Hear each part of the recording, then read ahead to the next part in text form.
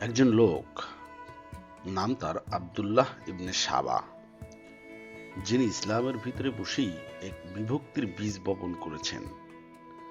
আর অন্যদিকে কিছু লোক নামাজও পড়ে, রোজাও রাখে, কিন্তু খলিফাকে কাফের বলে খুন করে ফেলল। কিভাবে এমন হলো?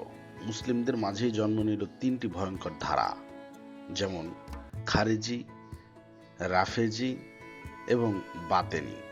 এই পর্বে জানব সেই রোমহর্ষক ইতিহাস, যেটা আজও উপহার রক্ত ঝরায়। ইসলাম প্রথমে এসেছিল ঐক্য নিয়ে। রাসূল সাল্লাল্লাহু আলাইহি সাল্লামের জীবদ্দশায় কেউ সাহাবাদের বিভক্ত করতে পারেনি, কিন্তু তার ইন্তেকালের পর শুরু হলো বিভক্তির রাজনীতি, আর তাতে জন্ম নিল চরমপন্থা।